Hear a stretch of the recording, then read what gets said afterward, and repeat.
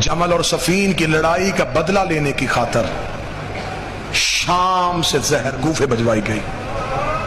کوفے میں قطامہ نامی عورت کو تیار کیا گیا.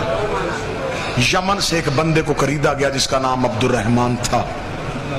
اسے کوفے بھیجا گیا. یہ قتل علی سے 1 مہینہ پہلے کوفے پہنچ گیا. جب یہ کوفے میں داخل ہوا، یہ پہلی بار مسجد میں علی کے پیچھے نماز پڑھنے آیا. مولا نے اس کی طرف دیکھ کے کہا انا للہ و انا الیہ راجعون. یہ کوفے میں تھا، یہ بیمار ہو گیا. تاریخ کہتی ہے اس کی دوا اور پانی لے کے خود علی اس کے گھر گئے. اس کا کوفے میں کوئی تھا نہیں. علی نے اسے اپنے ہاتھوں سے دوا پلائی، اپنے ہاتھوں سے کھانا کھلایا.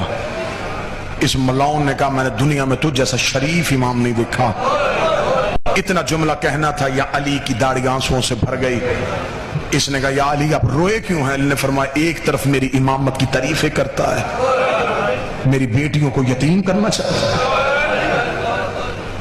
اس کے گھر بیٹھ کے علی نے فرمایا تو میرا قاتل ہے. اس نے کہا یا علی میں آپ کے قتل کا ارادہ نہیں رکھتا. علی نے فرمایا میں جانتا ہوں تو میرا قاتل ہے.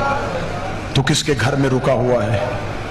تو نے اپنی تلوار کہاں سے خرید کے کس زہر میں بجھائی ہوئی ہے؟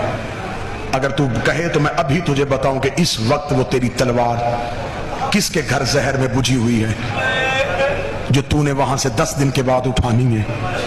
اس تلوار کو تو نے سنبھالنا ہے اور 19 کی صبح تو نے میرے سر پہ ضرب لگانی ہے.